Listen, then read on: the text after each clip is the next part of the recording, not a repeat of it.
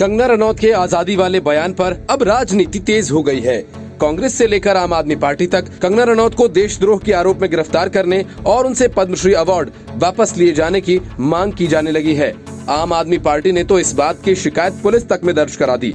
कंगना को लेकर जारी जंग में अब एनसीपी नेता महाराष्ट्र सरकार के मंत्री नवाब मलिक की भी एंट्री हो गई है। हाल ही में कंगना ने कहा था कि भारत को असल आजादी 2014 में मिली। इसके बाद उन्होंने कांग्रेस पर भी सीधा निशाना साधा। नवाब मलिक ने कंगना के बयान पर तीखी प्रतिक्रिया दी। उन्होंने कहा कि ऐसा लगता है कि बयान देने से पहले कंगना रनौत ने मलाना क्रीम का भारी भरकम डोज लिया। असल में मलाना क्रीम एक खास तरह की हशीश है जो खास तौर से हिमाचल प्रदेश में पैदा होती है। उन्होंने कहा कि हम कंगना रनौत के बयान की कड़ी निंदा करते हैं। उन्होंने स्वतंत्रता संग्राम सेनानियों का अपमान किया है। केंद्र को कंगना से पद्मश्री वापस ले लेना चाहिए और उन्हें गिरफ्तार करना चाहिए। हाल ही में कंगना ने स्वतंत्रता आंदोलन के बारे में बात करते हुए कहा था कि भारत को असल आजादी 2014 में मिली थी। वीर सावरकर को लेकर पूछे गए सवाल पर कांग्रेस को ब्रिटिश का हिस्सा बता दिया था। उन्होंने कहा था कि देश को आजादी 1947 में भीख में मिली थी, असल आजादी 2014 में आई है। उनके इस बयान के बाद काफी विवाद भी खड़ा हो गया।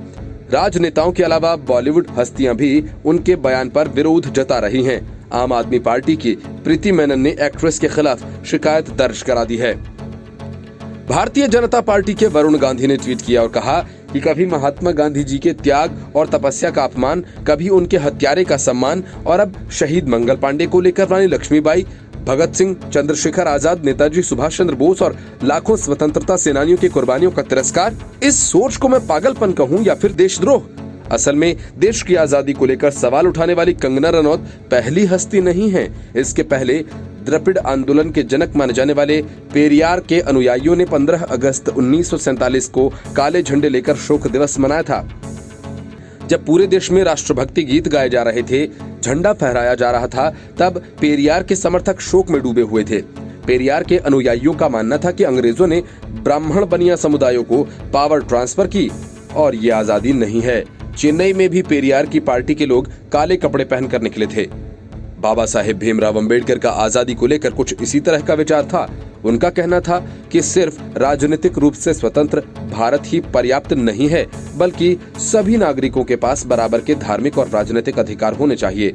सभी को आगे बढ़ने के बराबर मौके मिलने चाहिए। गणतंत्र दिवस के पहले एक भाषण में उन्होंने शंका जताई थी कि क्या भारत आजादी को बरकरार रख पाएगा या फिर गुलाम हो जाएगा। उन्होंने कहा था कि आजादी का मतलब इससे ज्यादा कुछ नहीं है कि एक राष्ट्र को खुद से अपनी सरकार बनाने का अधिकार मिलता है।